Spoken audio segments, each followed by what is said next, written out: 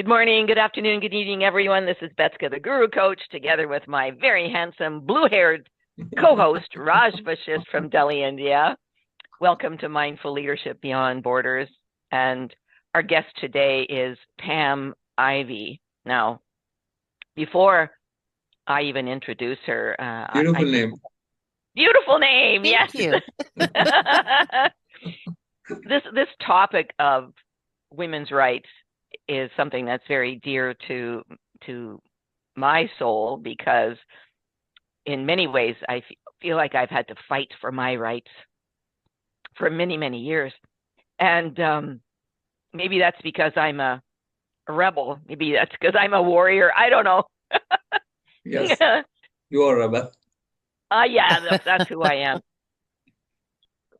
So, we're really, when we talk about women's rights, we're talking about creating a better future there's Pam's cat. Look at that. I Yes, just love it. It's What's your always going to cat's be name? here.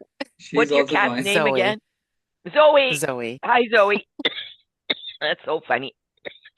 Excuse me. So let me introduce Pam and Zoe. Pam Ivey is a seasoned marketing strategist, entrepreneur, and educator with 24 years in the online space. What does she do? Well, she helps under the radar business owners. Notice that phrase, under the radar business owners, especially women and diverse entrepreneurs, get noticed and thrive. This woman that you're seeing on the screen here is a major entrepreneur. Every time I talk to her, she's got something exciting happening in her life, right? Or I'm crazy. No, I think it's exciting. And she's the founder of Flourish Marketing. You can see her background sign. And she's the creator of the Flourish Growth Framework. Pam is passionate about making marketing human with a side of robots, which we're all getting used to now, using marketing as a tool for connection, empowerment, and equity. She also leads slow travel retreats through Adventurous Life International, helping entrepreneurs deepen leadership through cultural exploration. There's so much in this world to experience and appreciate in the cultures. I mean, I just love working with Raj because we live on opposite ends of the world and we're always sharing thoughts. So, but here's the key. Pam is committed to helping more diverse voices rise and lead with clarity and purpose. So thanks, Pam. Thanks for being here today. So wonderful to be here. So this topic of women's rights, why is it important to you? Tell us. Well, the three of us spoke a little bit before, so we cheated a little bit. But I was saying that, I have been very fortunate in my life. There's not a lot that has stopped me. So personally, I mean, obviously, I've felt what's going on in the world with equity and women's rights, but I Mhm, haven't been personally affected.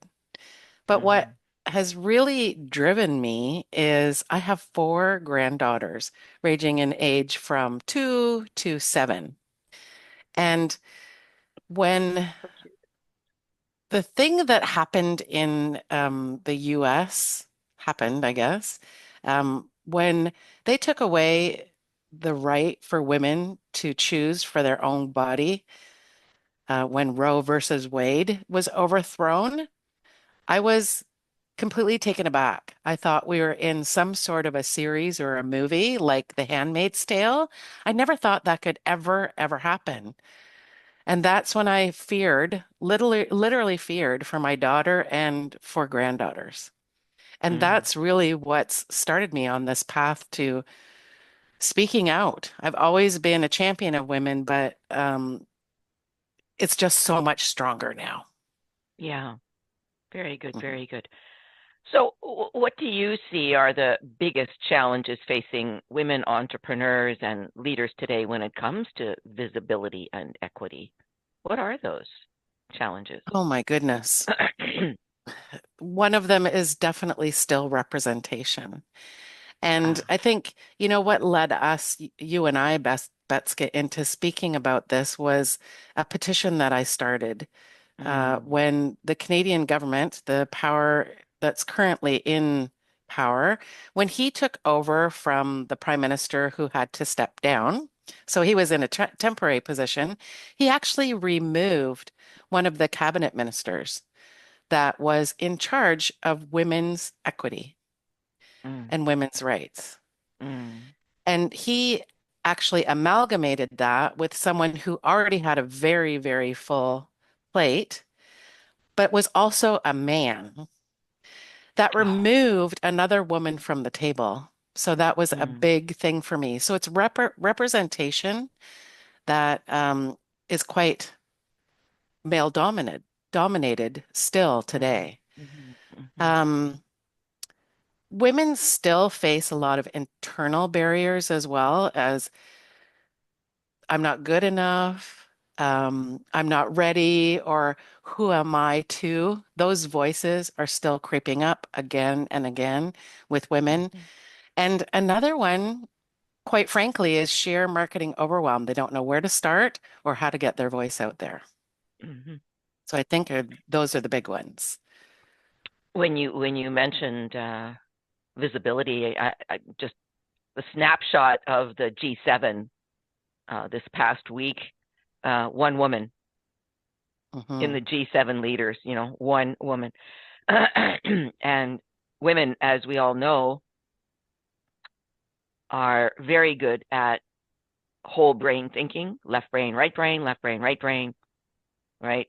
They have, because of our ability to have children, so our noble quotient is 1 or 2% higher. So therefore our emotional quotient can be somewhat higher than men. I'm wondering, Pam, if, how possible is it that men feel threatened by a woman's ability to be a bilateral thinker, and we can have babies and we can nurture, and we have, we know how to access our hearts better in some cases, not all cases. What do you think? I think absolutely there are some men out there that could definitely feel threatened by that. I mean, traditionally, we've so clearly been delineated, right, throughout the ages. I mean, obviously, we should be delineated. However, there are a lot of things. I don't know. I don't know what I want to say here. It's just that the way we've been brought up for so many years, it's changing very slowly, unfortunately, but it's changing, and I think it has to. It's just evolution, right?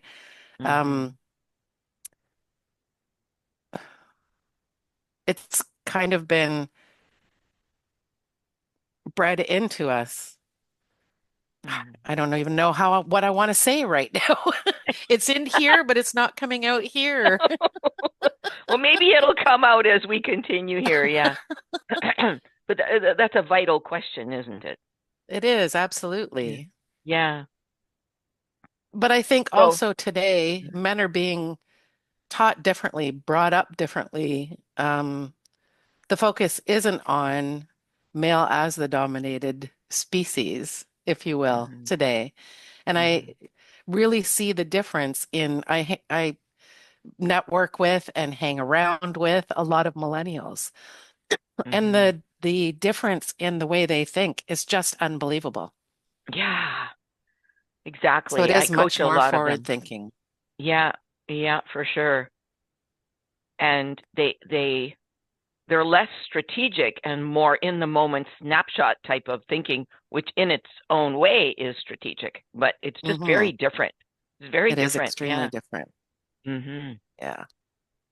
So you're a marketer, and I would like to ask you the question about how can marketing, when done right, help level that playing field for women in leadership and in business? You've done it. So what do you recommend women do to put themselves out there and level that playing field. Well, I think marketing is really, really important in this area. That's for sure, because, marketing is visibility. Mm-hmm. Visibility is power. Mm-hmm. So it's giving us a voice, and it's a tool for community connection as well. But Mm-hmm. with that voice and that visibility, we're defining the narrative. We're not allowing others to define it for us. So I Ah, think marketing is key for mm. any kind of movement, but for feminism, it's really important because if people don't hear what we're talking about, then nothing can ever be done. So we need that Mm-hmm. visibility and the voice. And Yeah. of course, AI, I'm very, very, very much into artificial intelligence. I tend to jump on, I'm an early adopter, and things like that completely excite me. But what's excited me the most about this is it helps men and women get clearer on their voices around these topics. So I can definitely write better than I can speak. Um, but it allows us to create more. But there's a catch to that as well, right? We Ah, need whatever we're creating to be in our voice. So it's not just AI, write this blog post for me or this LinkedIn post that's really, really important and put it out there. We need to have our voice in there. That's what strengthens the message. yeah, totally. Yeah, I agree with that. Otherwise, Hmm. it's not as authentic as it won't come across as being authentic to you as the author, right? Exactly. And it's going to sound Yeah. like everybody else. We need our Mm-hmm. individual point of view to Yeah. really empower what we're saying, have power behind that Mm-hmm. message and that voice. Mm-hmm. I know I've known you for quite a while, and I know that you're a real networker. When you moved to our village, I don't know how many groups you joined and how many boards you're on, Everyone. but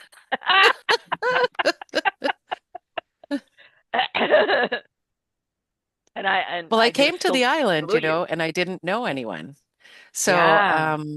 it was be really lonesome Hmm. or get out there and meet people. So I literally have joined every single one in the area, and there's weeks where I have 4 and 5 networking meetings, but I love it.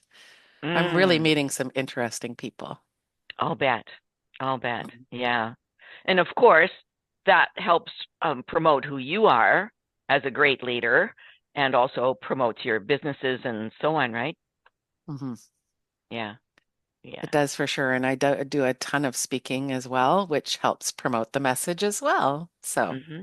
Do you do the speaking face to face in this village, or do you do it online, Zoom, or both? How do you do it? both, Both. both. Hmm. Primarily these days, it has been in person. So there's just so much opportunity out there, and it's wonderful Hmm. to be heard and connect with others, especially in person. Yes. Yes. Exactly. I was speaking with someone yesterday about that, which is interesting because COVID gave us such a scare. We didn't want to go out in public, right? Hi, Zoe. Hmm. And Yes, so, sorry. She yeah, likes to be on camera. I love it too. I love it too. It's great. And if she starts kissing the computer screen, I'm all in. Oh gosh. Um, by the way, this is a total segue, Raj, but in our village here, we've got 10 goats who have come in, GOATS. They've come in to eat the blackberry bushes. They've been hired. Yes. And I'm sure they're both male and female, right? There's no segregation. Everybody can eat the blackberry bushes.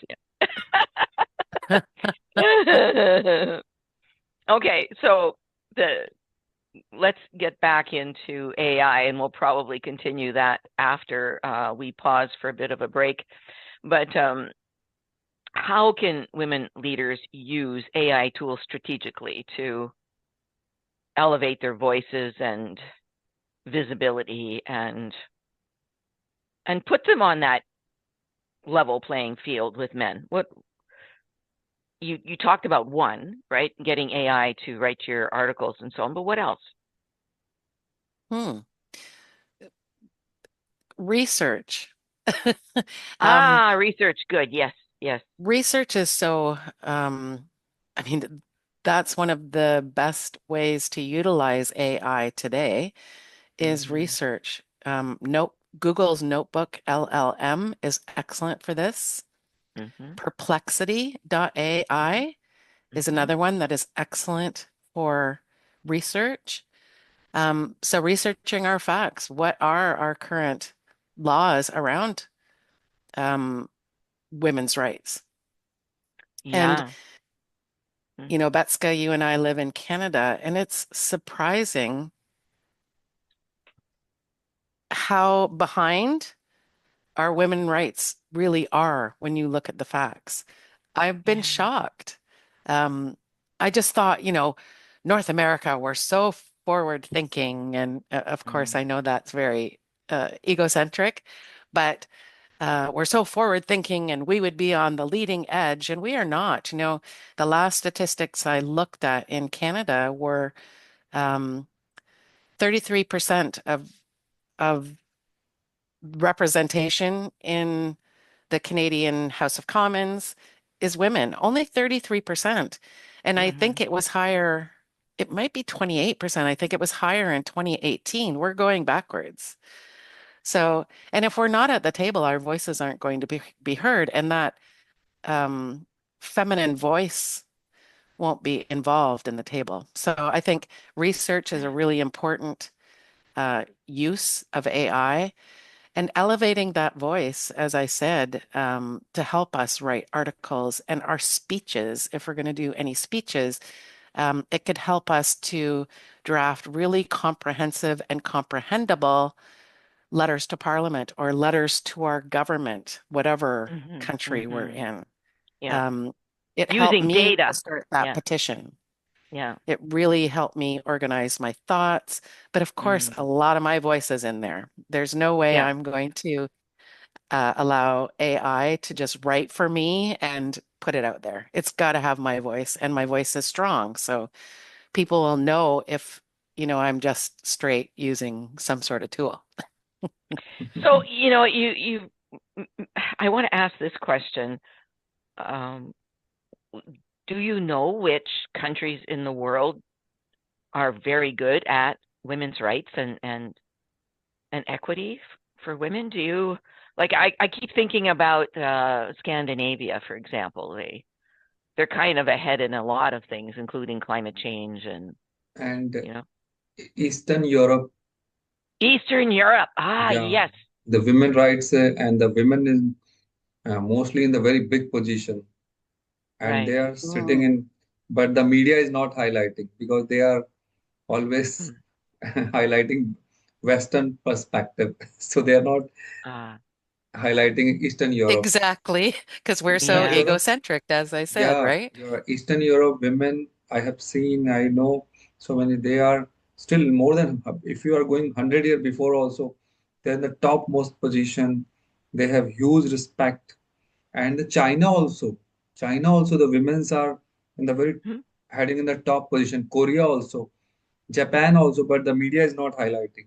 These media Very only interesting. highlighting just some globalist perspective. That is the Of Yeah, problem. course. That's really yeah, interesting. That is such an interesting question too, Betska. yeah. Now I want to Hmm. look into more the European Eastern European Hmm. countries. I haven't been to a lot of Eastern European countries, so that's on my list. Mm. With a Hmm. travel company, I can kind of make that happen, right? Um, but it's so interesting. I've had a conversation with a local gal that I met through networking recently. We had lunch or dinner, and it was supposed to be, we were going to get together for an hour and a half or something. 4 hours. She is Saudi Arabian.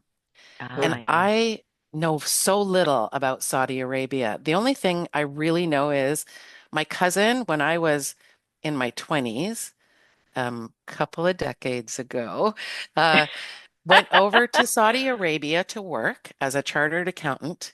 He was living in a compound. They never went out of that compound. There was Oh, no yeah. alcohol. Women wore Mhm. burqas. Mhm. Women were second-class citizens. They always walked behind the man.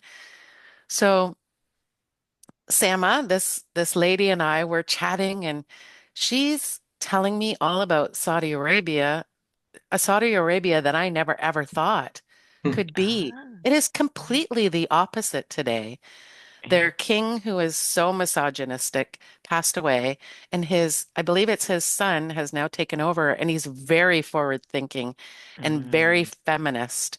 Um, so it's completely different. So now it's on my radar. So that's Ah. one of the countries that I know that has really elevated the woman. There's so many things that you can get in trouble with or for over in Saudi Arabia if you go against women. So it's just Mhm. amazing to me that is such a huge difference in such a short Mhm. period of time to me. Mhm. Yeah, yeah. But yeah. Um, because of my international work, you know, I have clients in 50 plus countries, and oftentimes I'll work with women in some of those countries where they live in fear, and fear for their lives, fear for their children's lives, and therefore it's very difficult for them to even think about equality. Correct. It's about survival. Forget Even this men's, equality thing. even men's hours, I don't know now this time, even if you are looking 15 years before, men's are not allowed to wear half pant, half t-shirts, because 2012 or 13, my one of client, he said he went, and when he reached, so air, because they know the foreigner, they don't know rules and regulations. So they suggested you just change your half pant and your half t-shirt and wear full. Because Oh, after the airport, so this is, I was thought, oh my God, what kind of I mean, we walk around in shorts all the time over here, right? Yeah. That's too funny. I'm so Wow. proud and grateful. I'm living in a free country, to be very honest. I can Yeah. do whatever I want. I have full Mhm. right to speak whatever. And even in Yep. India, women have also full right to speak whatever I want. No one can Yeah. censor us. So Yeah. this is privilege for us. We are living in a free world.